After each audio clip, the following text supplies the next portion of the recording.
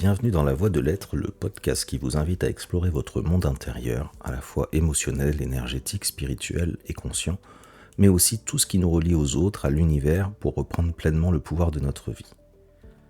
Je m'appelle Alex Béauchat, je suis psychopraticien, énergéticien et activateur de potentiel par la numérologie stratégique. Au quotidien, je vais accompagner celles et ceux qui traversent des périodes de doute, de flou, de mal-être, qui sont en quête de sens et qui font le choix d'aller à la rencontre d'eux-mêmes. Je les aide à ouvrir un chemin de connaissance d'eux-mêmes, d'apaisement intérieur et de libération de leurs blocages pour permettre une transformation profonde et durable et l'accomplissement de leur être. Pour cette deuxième saison, je vous invite à poursuivre le voyage d'éveil et de réalisation entamé lors de la première saison et de découvrir des clés pour avancer en harmonie avec vous-même, avec les autres et avec l'univers. Si vous n'avez pas encore écouté la première saison, je vous encourage à la découvrir pour enrichir votre chemin. Alors installez-vous confortablement, ouvrez votre esprit et votre cœur et laissez-vous guider sur la voie de l'être.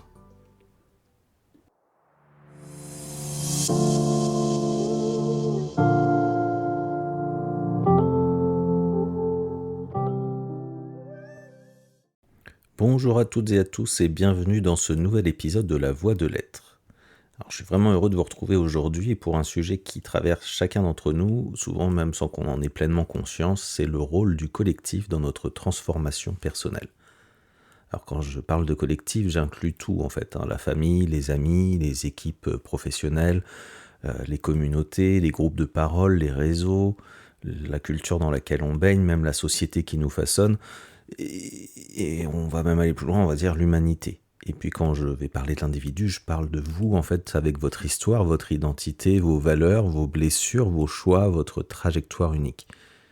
En fait, on est dans une époque où on parle beaucoup de développement personnel et on va l'annoncer un petit peu comme un travail individuel. Presque on pourrait imaginer qu'on doit être isolé pour le faire, alors que dans la réalité humaine, psychologique, énergétique et sociale, rien ne se fait vraiment seul. Et c'est ce que j'avais envie de partager avec vous dans cet épisode. Un petit peu comment nous nous construisons à travers le collectif et comment chacun de nos choix individuels influence à son tour le collectif. Parce qu'on est un petit peu dans une danse permanente entre ce que nous sommes et ce que les autres font émerger de nous. Et c'est pour ça que je vous pose une question simple. Et si votre transformation personnelle n'était pas faite pour se vivre seul, mais en lien avec les autres? Parce qu'au fond, en fait, on est des êtres de lien, psychologiquement, émotionnellement, et énergétiquement aussi, nous sommes interconnectés et c'est exactement ce qu'on va explorer aujourd'hui, c'est comment le collectif vous influence, comment on influence le collectif, les forces, les risques, les dynamiques visibles et invisibles, comment trouver sa place, contribuer sans se perdre et comment choisir les collectifs qui nous soutiennent dans notre évolution. Alors installez-vous confortablement et plongeons ensemble dans cet épisode consacré au collectif, à la transformation et à la lumière que vous apportez au monde, même quand vous l'oubliez.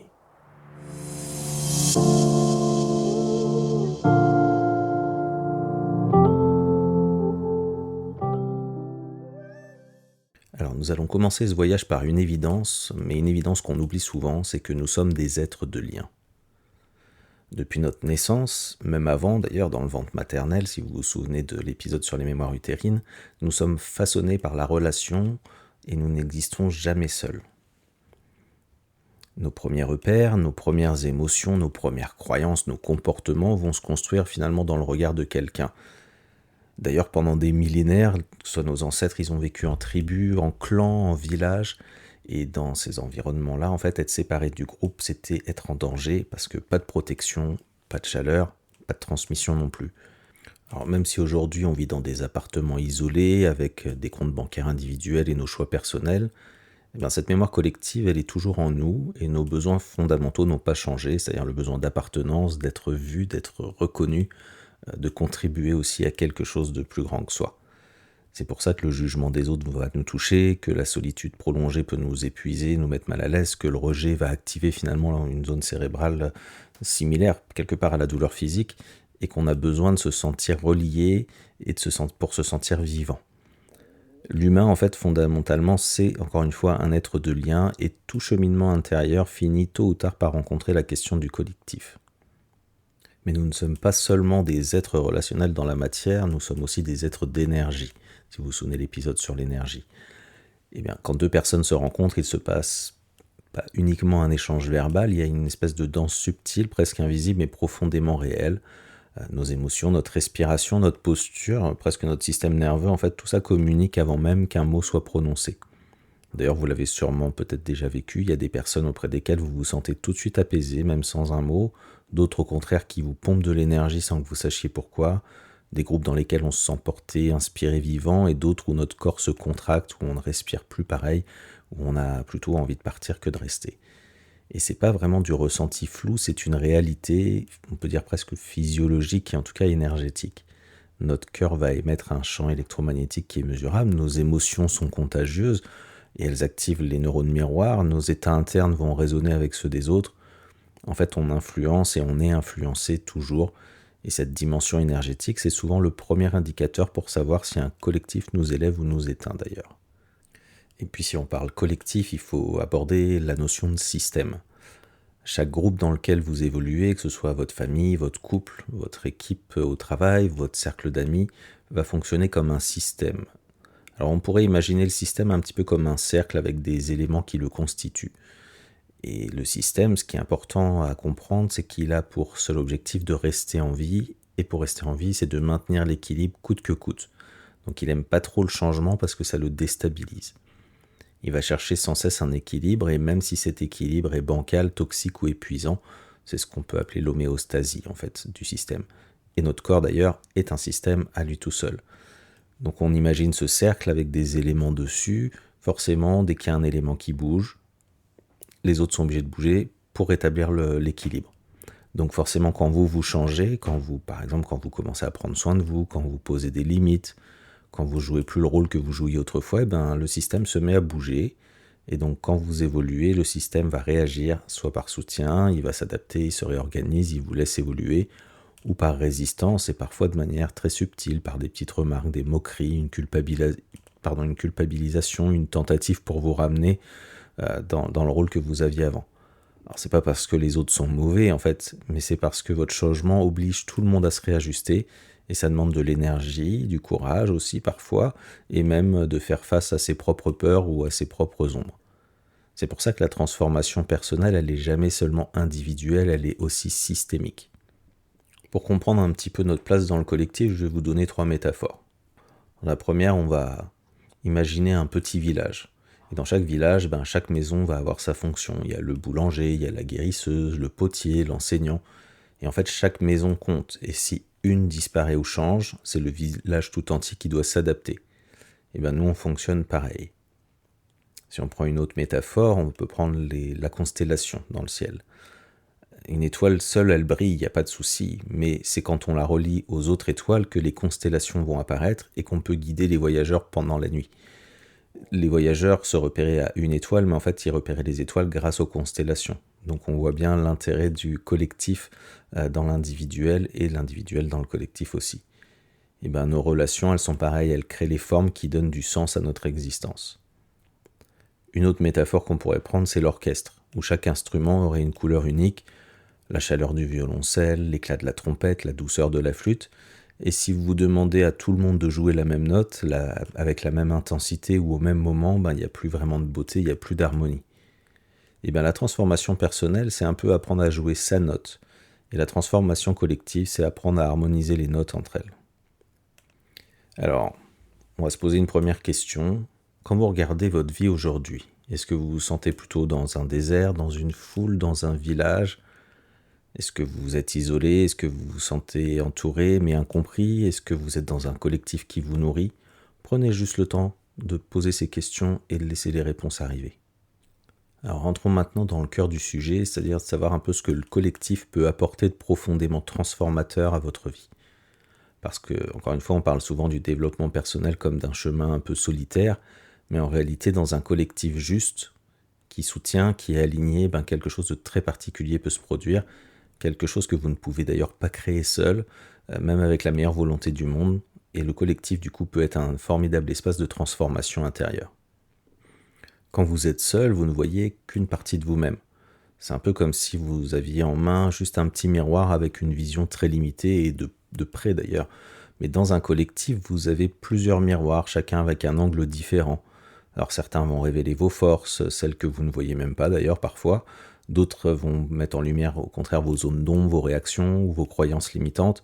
D'autres vont encore venir activer en vous des émotions ou des sensations parfois très fortes qui parlent de votre histoire intérieure. Et ça, c'est pas que psychologique, sur le plan énergétique aussi, il se passe quelque chose, puisque certaines personnes vont activer finalement le fait de vous apaiser, de vous calmer, d'autres vont vous donner cette énergie, cette puissance, d'autres vont au contraire réveiller des blessures, d'autres vous apaisent spontanément. En fait, le groupe devient un amplificateur et il amplifie ce qui est déjà en vous pour vous permettre de le voir clairement. Alors c'est parfois inconfortable, mais c'est extrêmement précieux. Et puis le collectif peut être aussi, on peut le voir comme un terreau, un espace qui nourrit. Vous pouvez faire pousser une graine dans un pot, mais vous pouvez aussi la faire pousser dans un jardin nourri, vivant et fertile.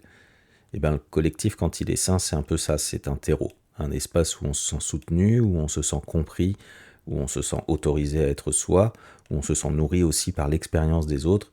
Et ça crée quelque chose de très puissant qu'on peut appeler la permission intérieure, c'est-à-dire la permission d'être vulnérable, d'avancer à son rythme et la permission d'exister pleinement.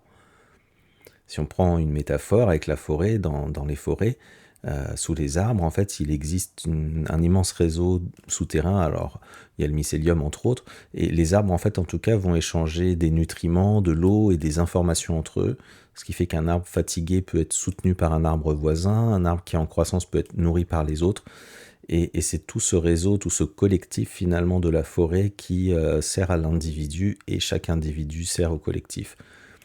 Les êtres humains, en fait, eux, fonctionnent de la même manière, même sans se parler. Quand un groupe est un peu synchronisé, il s'échange une sorte d'énergie, de soutien et de présence. Alors, se transformer seul, c'est possible, bien sûr, c'est souvent même très utile, mais des fois, ça peut être un petit peu plus lent, selon les cas.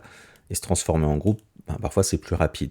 Pourquoi ? Parce que le collectif va agir comme un accélérateur. Alors, qu'est-ce qui fait qu'il agit comme un accélérateur ? Déjà parce que le cerveau aime bien la résonance. Quand il voit d'autres personnes évoluer, réussir, oser, il s'autorise potentiellement à faire la même chose. N'oubliez pas qu'on apprend aussi en observant les autres, en imitant leur comportement et en s'inspirant de leur façon de penser. Et puis c'est un catalyseur aussi, parce que l'énergie du collectif, ça va donner du courage, un peu comme un feu de camp. Et plus il y a de bûches, plus la chaleur va être forte, plus la lumière va être grande. Et puis les engagements pris devant les autres ont quelque part une connotation un peu plus puissante. Quand on dit je vais essayer ça cette semaine et qu'on se le dit à soi-même, on peut ne pas le faire. Quand on le dit devant un groupe bienveillant bien sûr, la motivation elle augmente naturellement et en fait on est boosté pour le faire. Et puis le groupe apporte un catalyseur aussi parce qu'il vient nous réguler. Le simple fait d'être en lien en fait va diminuer le stress, il va apaiser notre système nerveux, il va renforcer aussi notre clarté mentale parfois, parce que ça stimule finalement la dopamine de motivation positive et ça crée de l'ocytocine, l'hormone du lien, et de la sérotonine aussi avec ce bien-être. Donc le groupe au final il démultiplie notre énergie et notre motivation, et parfois l'intelligence collective même du groupe elle va dépasser largement les capacités de chaque individu pris isolément. Il y a une autre notion qui est intéressante dans le collectif, c'est que quand plusieurs personnes se rassemblent, posent une intention commune ou se synchronisent émotionnellement, écoutent avec leur cœur, en fait il va se créer comme un champ d'information, un champ d'émotion aussi, un champ d'énergie qu'on peut appeler de différentes manières. Alors certains vont l'appeler le champ de résonance, le champ quantique, l'espace quantique, la mémoire du groupe, l'intelligence collective. Dans un langage plus ancien, on appelait ça un égrégore. Et ce champ contenant toutes ces informations, il peut être soit élevant quand il est nourri par la bienveillance, la présence, la gratitude, la vérité, ou il peut nous abaisser quand il est nourri plutôt par la peur, la jalousie, le jugement, la fermeture. Et vous l'avez déjà vu, par exemple l'énergie d'un concert où tout le monde chante ensemble, ce que ça peut provoquer. Moi je sais que j'ai vécu, alors en plus quand on chante soi-même c'est encore plus fort, mais dans une église du gospel, ça vibre à l'intérieur, c'est quelque chose qui fait dresser les poils, qui met les larmes aux yeux. On peut imaginer aussi l'ambiance d'un match où tout le stade vibre d'un même mouvement par rapport à un événement qui se passe, toute cette énergie qui est mise en place, ou encore la douceur d'un cercle de parole où la personne se sent enfin vue et comprise, ou au contraire la lourdeur d'une réunion où personne n'ose être soi, où il y a une tension palpable. En fait, les groupes, quelque part, ils ont une âme, une couleur, une vibration, et cette vibration, elle va influencer chacun des membres du groupe. Et cette influence, elle est encore plus vraie dans les moments difficiles de la vie, que ce soit par exemple un burn-out, une séparation, un moment de transition, un moment de remise en question profonde qui fait on peut être dans un mal-être. Et on va prendre par exemple l'histoire d'Adèle. Adèle, elle avait fait beaucoup de développement personnel et elle lisait énormément, elle méditait tous les jours, elle écoutait des podcasts inspirants, elle écrivait dans son journal au quotidien. En fait, elle avançait, mais elle avançait seule. Elle avançait bien quand même, mais malgré tout ce travail intérieur, elle avait l'impression de tourner en rond, toujours les mêmes blocages, les mêmes peurs et les mêmes doutes. Et puis un jour, elle décide de rejoindre un petit groupe de personnes en transition professionnelle. Rien d'extraordinaire, 8 personnes, un simple cercle, un espace d'échange. Et là, en fait, il se passe quelque chose. En une seule séance, elle se rend compte déjà qu'elle n'est pas seule à vivre ça, qu'elle peut en parler sans être jugée, que sa sensibilité, loin d'être un problème, en fait, c'est plutôt un cadeau, et qu'elle peut exister dans un groupe sans se camoufler, et surtout que sa lumière résonne. Les autres la voient, ils voient sa justesse, sa douceur, sa profondeur, et ce regard-là, elle ne l'avait jamais perçu, et il a changé quelque chose en elle. Parce que parfois, il suffit d'être vu une seule fois, mais vraiment vu, pour que tout s'aligne à l'intérieur. Dans ce cas-là, dans cet exemple-là, le collectif a été un catalyseur. Et ce que les années de travail solitaire n'avaient pas permis, mais pourtant avaient en tout cas commencé à préparer, un cercle l'a débloqué en quelques semaines. Alors c'est pas par hasard si depuis des dizaines d'années, de nombreux collectifs, les cercles de parole se sont développés dans le monde. On peut penser aux plus connus comme les groupes des alcooliques anonymes qui réunissent des personnes qui partagent la même épreuve et surtout la même intention de transformation. Mais il existe aussi des formats un peu plus intimes qu'on voit se développer de plus en plus, les cercles de femmes, les cercles d'hommes qui commencent doucement, des groupes de méditation, des cercles de guérison émotionnelle, des groupes de parents, des cercles créatifs, des cercles spirituels, des cercles de parole thérapeutique. En fait, peu importe la forme, l'idée centrale reste la même, c'est se retrouver autour d'un thème qui nous touche, d'une expérience qu'on traverse pour partager, se soutenir, être vu sans jugement et avancer ensemble. Donc pour résumer, un collectif sain, aligné, bienveillant, ça peut devenir l'un des plus grands leviers de votre transformation personnelle.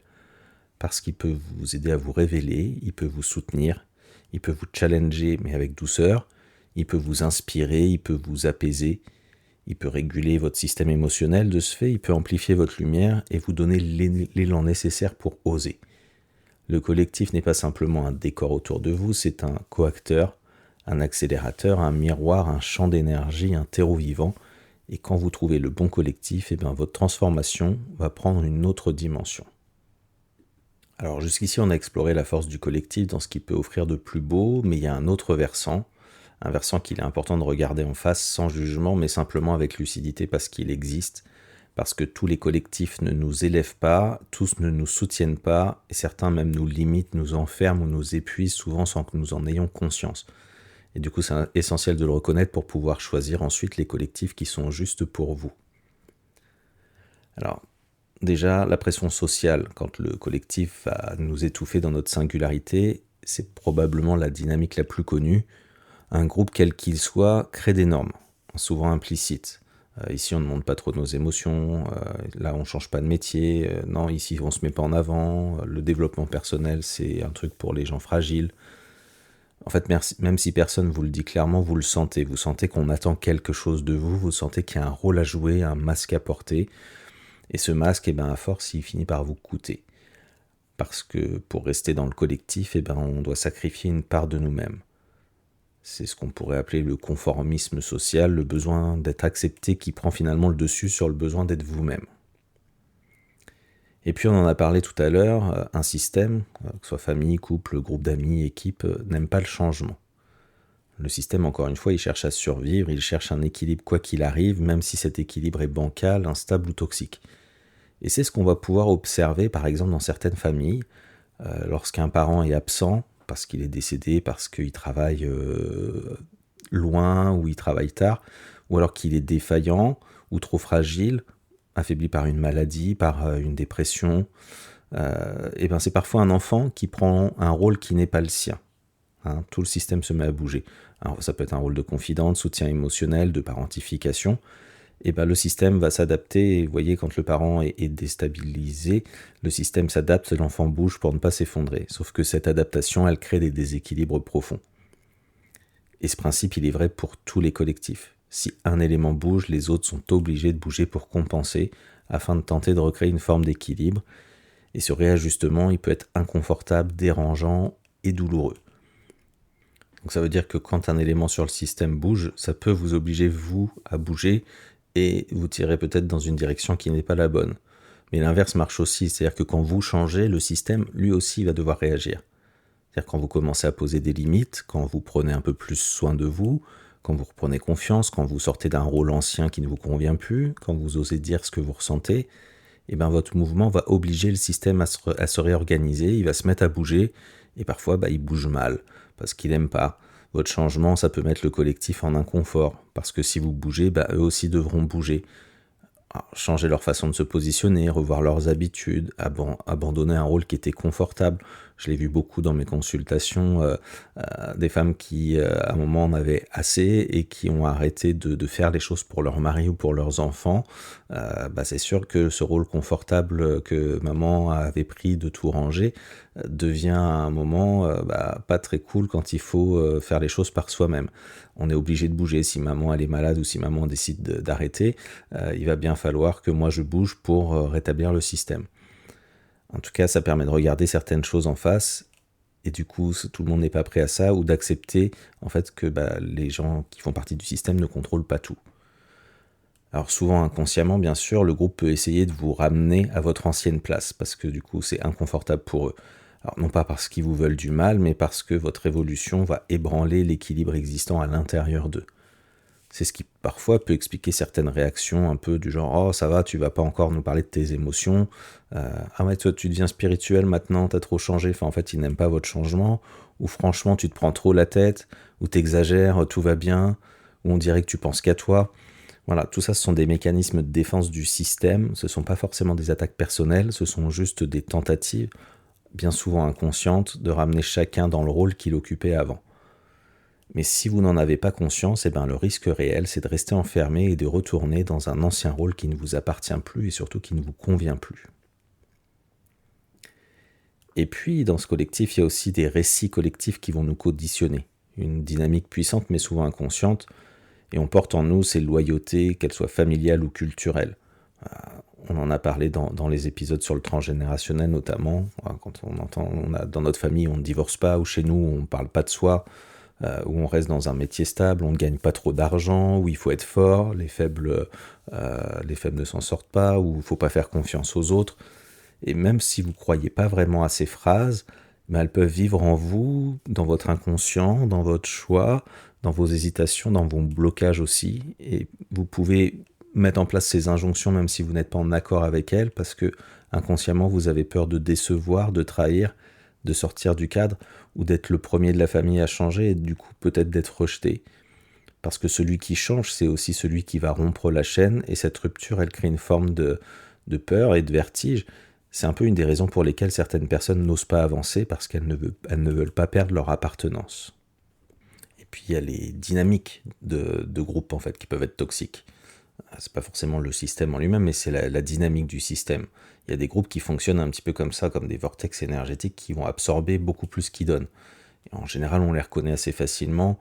Ça peut être des groupes avec des discussions qui sont centrées uniquement sur les problèmes et pas sur les solutions. On le voit souvent dans les réunions d'équipe. Enfin, moi, j'ai souvent perçu ça. On passait plus de temps à parler de problèmes, mais jamais on cherchait à parler des solutions.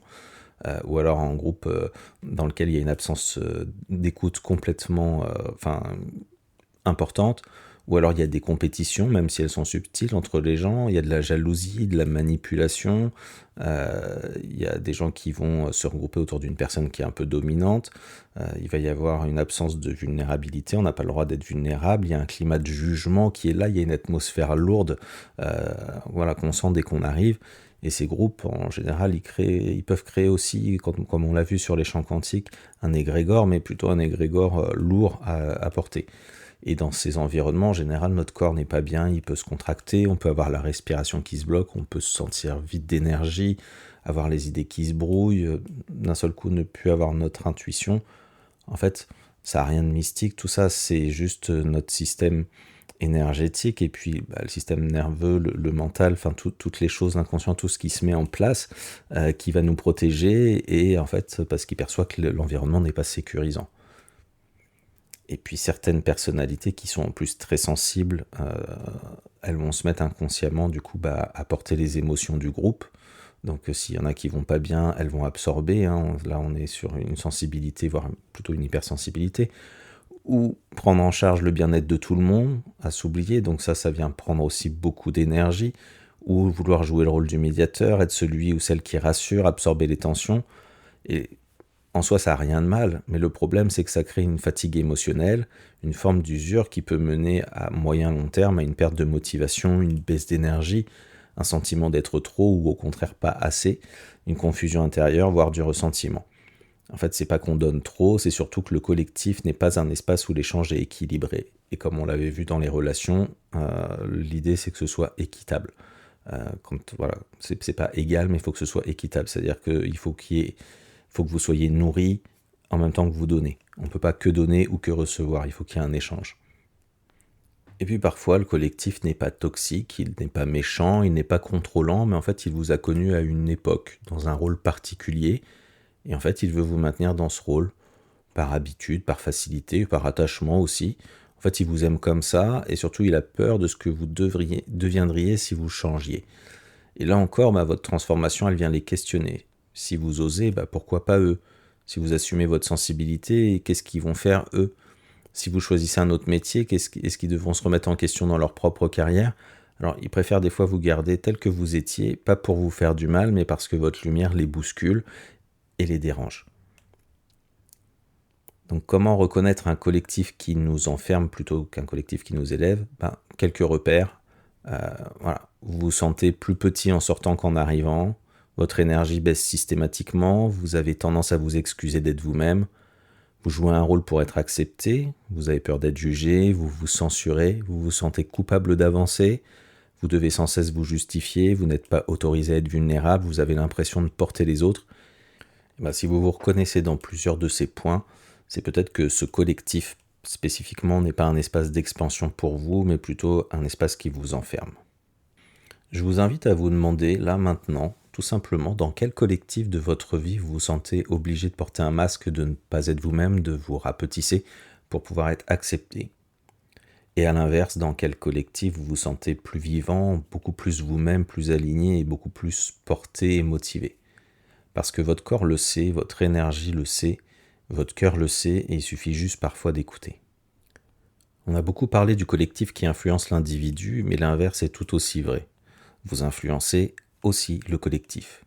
Parce que la question n'est pas seulement de quel collectif j'ai besoin, la véritable question, celle qui nous fait vibrer à l'intérieur, qui va venir toucher quelque chose de beaucoup plus profond, c'est peut-être qu'est-ce que j'ai envie d'apporter au monde. Et quel est l'endroit où ma contribution naturelle peut réellement prendre vie. Et c'est là que se joue la notion de place, de mission, de rôle, qui est si importante pour nous. Et peut-être que vous ne le sentez pas encore, mais en fait vous êtes un élément d'un ensemble beaucoup plus grand que vous. Pour rester accepté dans un collectif, beaucoup de personnes se conforment, on l'a vu, elles se lissent, elles se contiennent, elles s'adaptent, voire se suradaptent, elles se camouflent, parce que la conformité rassure, sauf que la conformité éteint. En revanche, la contribution, c'est autre chose. Contribuer, ça va être offrir sa couleur, oser sa singularité, apporter sa nuance, être soi pleinement, simplement, mais authentiquement, même si c'est différent de l'autre. La contribution, elle ne demande pas d'entrer dans le moule, la contribution, elle demande juste d'occuper sa place. Et c'est là qu'un principe fondamental apparaît. Quand vous osez être vous-même, vous créez une nouvelle norme possible pour les autres. Parce que votre courage ouvre des portes, votre cohérence devient un repère, et votre authenticité rappelle aux autres qu'ils peuvent eux aussi être eux-mêmes. Et c'est un véritable effet domino. Une personne va oser, une autre se sent autorisée, et du coup tout le groupe peut se transformer. Et l'inverse est aussi vrai. Ne rien faire, garder le silence, rester dans l'ancien rôle, c'est aussi influencer le collectif et ça renforce ce qui existe déjà. En fait, dans un groupe, on influence toujours par nos actions comme par nos inactions. Pour comprendre un peu notre rôle dans le collectif, je vais vous proposer des métaphores.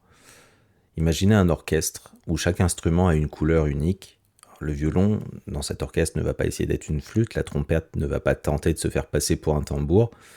Votre transformation personnelle, c'est d'apprendre à jouer votre note avec votre instrument. Et le collectif, c'est d'apprendre à l'harmoniser avec celle des autres. Et là encore, la simple présence d'une note juste peut modifier toute l'harmonie autour d'elle. Et c'est ça la contribution en fait, une résonance qui transforme sans imposer, parce que vouloir être comme tout le monde, ce serait comme demander à tous les instruments de jouer la même note, et on perdrait de la richesse, de la beauté, de la profondeur et de l'harmonie. Si on prend maintenant une autre métaphore qui peut être parlante, c'est une goutte dans l'océan. En fait, une goutte seule, ce n'est pas l'océan, on est d'accord, mais sans chaque goutte, l'océan n'existerait pas. Ce qui veut dire que votre présence compte, votre énergie compte, votre sensibilité, vos talents, vos élans comptent. Et quand vous êtes à votre juste place, la manière dont vous vibrez, dont vous pensez, dont vous agissez va se diffuser dans le monde et vous allez pouvoir alors créer une vague et cette vague va toucher d'autres personnes. Une dernière métaphore pour vous permettre de prendre conscience de votre contribution et de votre place dans le collectif, ce serait le pulse. Parce qu'une pièce du pulse seule ne va rien montrer de l'image du pulse. Mais une pièce qui est mal placée, ça déséquilibre tout le tableau. Donc quand vous occupez une place qui n'est pas la vôtre, un métier qui ne vous correspond pas, un rôle qui n'est plus juste pour vous, un collectif où vous vous éteignez, vous sentez instinctivement que quelque chose ne va pas et le système lui aussi le sent. En revanche, quand vous êtes à la bonne place, tout s'aligne, votre énergie circule, votre créativité s'ouvre, votre intuition se met à parler, vos actions s'éclaircissent et vous n'avez plus besoin de forcer, vous êtes exactement là où vous devez être. Et quand une pièce du pulse est placée à sa juste place, c'est tout le pulse autour d'elle qui gagne en clarté, où on commence à voir un peu plus l'image qui se forme. Donc du coup, finalement, notre cohérence personnelle va permettre de réaligner subtilement tout notre environnement. Alors aujourd'hui, on entend souvent parler de mission de vie, les gens se posent la question, moi je me la suis posée aussi il y a très longtemps, mais qu'est-ce que je viens faire sur Terre? Quelle est ma mission de vie? Et d'ailleurs, il y a beaucoup d'articles, d'émissions, d'ateliers, peut-être de formations qui sont autour de ce sujet-là. On voit bien que c'est un sujet qui est important. Et on imagine souvent, en tout cas, je pense que la mission de vie, c'est quelque chose de très personnel, comme trouver sa passion, se réaliser, être heureux, réussir sa vie quelque part, si on peut y mettre quelque chose derrière. Alors, bien sûr qu'il y a une dimension profondément intime et personnelle dans la mission de vie. Elle naît en nous, de notre histoire, de nos élans, de ce qui nous touche et nous appelle. Elle va se tisser à partir de notre sensibilité, mais aussi de nos blessures, de nos valeurs, de nos talents naturels, de notre manière unique de percevoir le monde. Mais en fait, une mission de vie ne s'arrête jamais à nous. Ce n'est pas un accomplissement solitaire, c'est aussi notre contribution au collectif. Une mission de vie, en fait, c'est ce que notre présence, telle qu'elle est, profondément alignée, va permettre aux autres de comprendre, de ressentir, de transformer, d'oser, de guérir, de devenir. Ce n'est pas seulement qui on devient, c'est aussi ce que notre existence permet au collectif de devenir. C'est ce que notre lumière éveille chez les autres, c'est ce que notre façon d'être rend possible autour de nous. Et en fait, cette mission, elle va s'incarner toujours finalement dans des gestes simples, il n'y a rien d'aller chercher de compliqué. Ça peut être une parole juste au bon moment, une écoute qui va apaiser, une présence qui rassure, une créativité qui inspire, une énergie qui ouvre un espace chez l'autre, un exemple qui montre qu'un autre chemin est possible. En fait, ça n'a pas besoin forcément, une mission de vie, d'être quelque chose d'énorme, de grandiloquent. C'est plutôt subtil, c'est discret, mais en tout cas, ce qui est sûr, c'est que c'est profond. Et la certitude, c'est que pour que notre mission de vie puisse s'exprimer pleinement, il faut deux conditions nécessaires. C'est déjà être soi-même, aligné avec notre vérité intérieure, parce que si on n'est pas soi-même, on ne peut pas faire notre mission, et être dans un collectif qui respecte ça. Un environnement où notre singularité peut circuler sans être étouffée. Parce qu'une mission, elle ne peut pas vivre dans un vase clos, elle a besoin de liens, elle a besoin d'un champ relationnel dans lequel elle peut se diffuser, elle a besoin d'un contexte où se déployer, un petit peu comme une graine qui a besoin d'un sol. Et quand on s'aligne intérieurement, on régule silencieusement tout le système autour de nous. Comme dans un écosystème, en fait, où un arbre en bonne santé nourrit le sol, du coup qui renforce la forêt et contribue à l'équilibre du tout. Votre transformation personnelle, elle réorganise spontanément votre environnement, vos relations, vos groupes, votre famille, votre communauté, et vous devenez un point d'ancrage, un point lumineux, tout simplement en étant à votre juste place.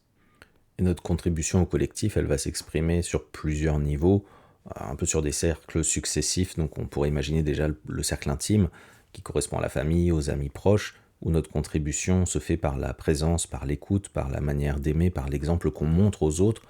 On peut voir aussi après un cercle un peu plus grand qui va toucher le relationnel un peu moins intime et le professionnel, collègues, partenaires, clients, où la contribution, là, par notre énergie, par l'éthique, par notre façon de travailler, d'interagir, de créer, va permettre d'apporter notre contribution au collectif. Après, dans un cercle un peu plus communautaire, les réseaux sociaux, les groupes, pourquoi pas les cercles de parole, où là, notre participation, notre parole, le rôle dans la dynamique collective qu'on va jouer va permettre d'apporter aussi quelque chose et de faire bouger le collectif. Et puis on contribue au collectif aussi de façon plus large par nos projets, nos créations, nos contenus, nos actions visibles dans le monde, mais aussi notre manière d'habiter le monde, notre vibration, tout simplement notre conscience et l'énergie qu'on laisse derrière nous. En fait, même sans s'en rendre compte, on contribue déjà par notre présence, notre manière d'être, notre regard sur le monde. Donc en fait, vous voyez, la contribution, ça commence pas par quelque chose d'extraordinaire, en fait, ça commence par ce qui est simple, mais spontané et évident en vous. Alors, demandez-vous par exemple, qu'est-ce que les autres viennent chercher chez moi? Qu'est-ce qui, quand je le fais, me donne l'impression d'être utile au monde? Quelle est ma couleur au sein d'un groupe? Quel est mon positionnement de façon générale, ou peut-être selon les différents groupes? Qu'est-ce que je fais sans effort, simplement parce que c'est moi? Et ces éléments, en fait, ça peut être des indices pour savoir un petit peu quelle est votre contribution naturelle et avoir une petite idée de votre mission. Alors, bien maigre, parce qu'effectivement, pour avoir une idée de sa mission, c'est déjà avoir une idée de qui on est, en fait, et de nos talents et nos dons. Alors, prenez un instant et respirez, et demandez-vous intérieurement dans quel type de collectif votre contribution naturelle pourrait-elle s'exprimer. Est-ce que c'est dans des cercles d'humains qui cheminent, dans des projets professionnels porteurs de sens, dans une communauté créative, dans un groupe de soutien, d'évolution, d'apprentissage, dans un environnement plus spirituel, plus humain, plus créatif, plus manuel? En tout cas, votre place, elle existe, ça c'est une évidence, elle vous attend, et lorsque vous la trouverez, tout votre être le saura. Alors, on a posé quelques bases, on a exploré un petit peu les forces et les pièges du collectif, on a parlé un petit peu de la mission et de la place. Maintenant, j'aimerais vous proposer peut-être quelques pistes concrètes pour avancer vers un collectif qui vous élève, et surtout vers une manière d'être au monde où votre lumière peut rencontrer celle des autres. Alors, la première clé, c'est de se connaître soi. Comme on l'a dit, impossible de pouvoir contribuer au monde et être pleinement... Enfin, si on ne se connaît pas, on ne peut pas être dans le monde. Donc avant de savoir où aller, il faut savoir déjà qui vous êtes. Et avant de choisir un collectif, il faut connaître vos valeurs, vos besoins, vos limites, vos élans, vos sensibilités, ce qui vous nourrit, ce qui vous épuise. Parce que vous ne pourrez pas trouver votre juste place dans le monde si vous ne connaissez pas votre juste place en vous. Le collectif devient flou quand le jeu n'est pas clair.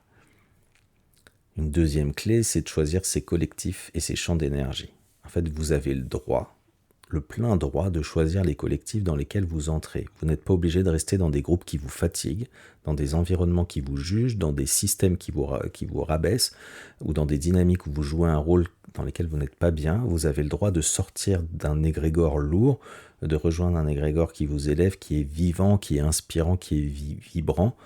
En fait, la bonne question n'est pas « est-ce que je suis apprécié ?»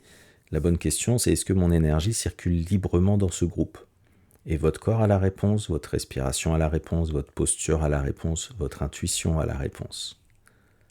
Une troisième clé, ce serait de sortir des collectifs toxiques, c'est-à-dire la clé d'avant, c'était de choisir les collectifs dans lesquels vous voulez aller, de se poser les bonnes questions pour ça, mais après, il y a ceux dans lesquels vous êtes. Si vous êtes dans un groupe qui vous éteint, ou si votre énergie baisse systématiquement, ça peut être un groupe d'amis, ça peut être un groupe professionnel, si vous devez jouer un rôle pour être accepté, si vous sentez que vous êtes renié, ou que vous-même vous reniez, que vous passez à côté de vos propres besoins, c'est que ce n'est pas un collectif pour vous. Après, sortir d'un collectif, ce n'est pas rejeter l'autre, sortir, c'est vous choisir, c'est permettre au système de trouver un autre équilibre sans vous sacrifier. Et parfois, prendre de la distance, c'est précisément ce qui permet au groupe de se réorganiser autrement. Quatrième clé, posez vos limites dans le système dans lequel vous êtes. Être dans un collectif, ça ne veut pas dire se dissoudre. Ça veut dire être en lien, tout en restant soi, tout en respectant son énergie, tout en honorant ses propres rythmes. Donc dire non, ça ne va pas rompre la relation. Dire non, ça va la clarifier. C'est une manière d'être honnête dans le groupe et d'être honnête aussi surtout avec vous-même. Une cinquième clé, c'est d'être dans la co-création. Le collectif, ce n'est pas quelque chose que l'on doit subir, c'est quelque chose que l'on crée aussi. Et vous pouvez créer des espaces de reliance, des cercles de parole, des repas en conscience, des temps d'écoute mutuelle, des rendez-vous réguliers, des moments de gratitude partagés, des méditations collectives, des projets communs, des intentions posées ensemble. En fait, les collectifs qui durent sont ceux qui ont des petits rituels, en tout cas, où il y a des choses de partager, des moments où chacun se relie au groupe et où le groupe se relie à chacun. S'il y a un des éléments qui est oublié, si le groupe prévaut sur les individus ou si les individus prévalent sur le groupe, ça risque de rendre les choses difficiles. En fait, un collectif transformateur, ce n'est pas un groupe parfait. C'est un espace où on se sent en sécurité, écouté, respecté et autorisé à être vulnérable. Un bon leadership n'est pas autoritaire, il est plutôt facilitateur, il tient le cadre certes, mais il l'accueille, il écoute et il encourage. Donc pour choisir un collectif aligné avec vous, posez-vous les questions suivantes. Est-ce que mon énergie circule ici ? Est-ce que je respire mieux dans ce groupe ? Est-ce que je peux être moi-même ? Parce que dans les collectifs alignés, la transformation est bien plus rapide, plus profonde et plus durable. Alors je vais vous inviter maintenant, si vous le pouvez, à fermer les yeux quelques instants. Alors si vous êtes en voiture ou si vous marchez, évidemment ne fermez pas les yeux, restez simplement attentif et laissez les images venir. Prenez une grande inspiration et relâchez doucement. Imaginez maintenant que vous vous trouvez au centre d'un cercle de lumière. Un cercle simple, chaleureux, comme un feu de camp ou comme une lumière douce, une lumière de décembre qui éclaire sans brûler. Et autour de vous, vous voyez apparaître des silhouettes. Certaines représentent des personnes que vous aimez, d'autres représentent des personnes qui vous ont soutenu dans votre vie, et d'autres encore sont symboliques. Des figures, des présences, des énergies que vous ressentez comme étant justes. Ce cercle n'est pas là pour vous juger, il est là pour vous voir. Ressentez ce que cela fait de ne pas être seul, de sentir une présence autour de vous, une chaleur, un soutien, une appartenance douce. Imaginez maintenant qu'au centre de votre poitrine, une petite lumière se met à briller. Cette lumière, c'est vous, c'est votre note, votre couleur, votre vibration, votre contribution. Et voyez comment cette lumière vient naturellement rejoindre les lumières de ce cercle. Rien à forcer, rien à prouver, rien à justifier. Simplement être là. Respirez, sentez, accueillez. Et peut-être posez-vous intérieurement une question. De quoi ai-je besoin du collectif pour avancer ? Et qu'est-ce que j'ai envie d'apporter au collectif ? Laissez simplement les réponses venir à leur rythme, dans le calme. Puis quand c'est le bon moment pour vous, ramenez votre attention ici, dans cet instant, dans votre corps, dans votre respiration.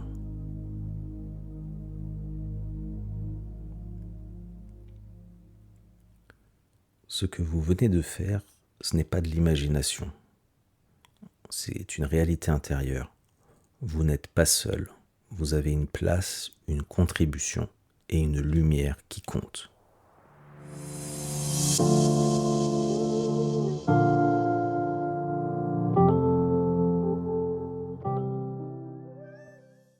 Nous arrivons au terme de cet épisode et je voudrais qu'on prenne un petit instant pour rassembler un peu les fils de tout ce qu'on a pu explorer ensemble aujourd'hui.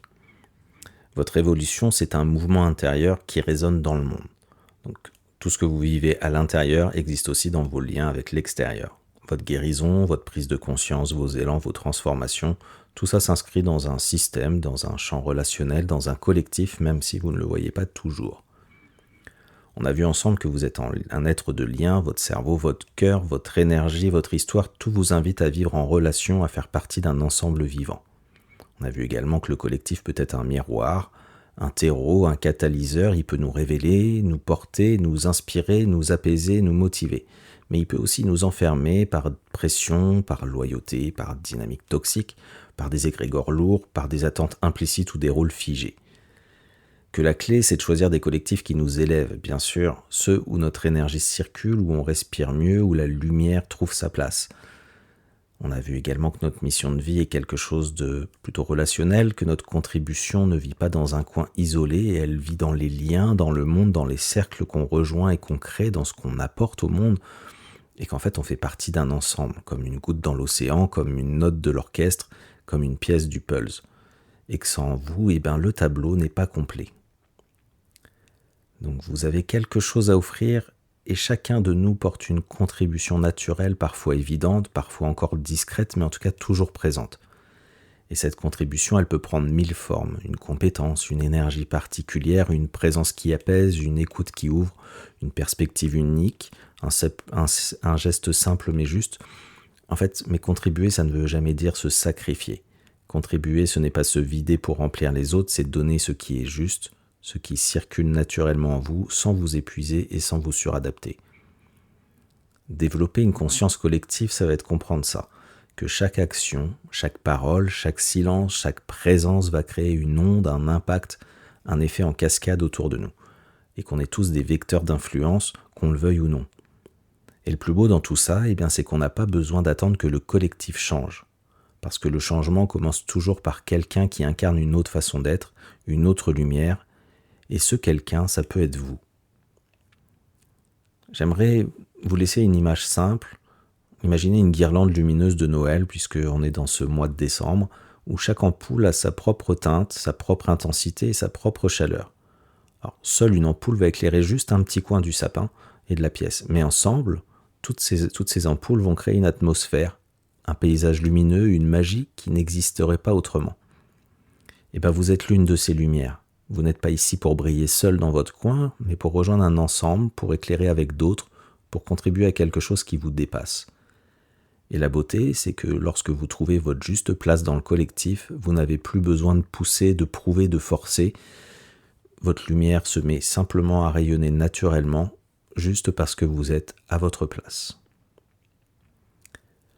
Avant de clôturer, j'aimerais vous laisser avec 2 questions qui peuvent peut-être changer la façon dont vous entrez dans la nouvelle année. C'est réfléchir aux collectifs qui nourrissent vraiment votre être et réfléchir aussi à quel collectif votre lumière pourrait contribuer davantage au monde. Laissez simplement ces questions voyager en vous, prenez le temps d'y revenir de temps en temps et votre corps vous donnera les informations sur ce qui est juste. Avant de vous laisser, souvenez-vous que tout ce que je vous propose dans ce podcast comme dans les autres ne sont pas des vérités absolues, je ne détiens aucune vérité. Je partage simplement ce que j'ai pu explorer, expérimenter, comprendre, et prenez donc uniquement ce qui résonne en vous, ce qui vous nourrit, ce qui vous ouvre, ce qui vous met en mouvement, et laissez le reste. Et si cet épisode vous a plu, si vous vous êtes senti touché, éclairé, inspiré, si vous pensez qu'il pourrait aider quelqu'un, vous pouvez soutenir le podcast de manière très simple en mettant un like, en laissant une petite note ou un commentaire selon la plateforme sur laquelle vous écoutez, en vous abonnant pour ne rien manquer des épisodes à venir, en partageant cet épisode autour de vous, à une personne que vous aimez ou à quelqu'un à qui ça pourrait servir. Pour moi, en fait, tous ces gestes sont précieux et ils permettent au podcast d'exister, de grandir et de toucher davantage de personnes qui en ont besoin. Et je vous remercie d'avance pour ça.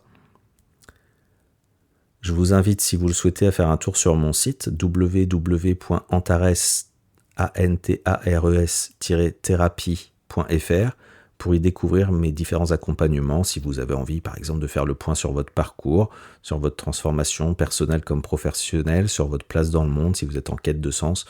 Voilà, vous pouvez prendre rendez-vous avec moi directement sur le site ou me contacter et nous prendrons le temps d'explorer ensemble ce qui s'ouvre pour vous.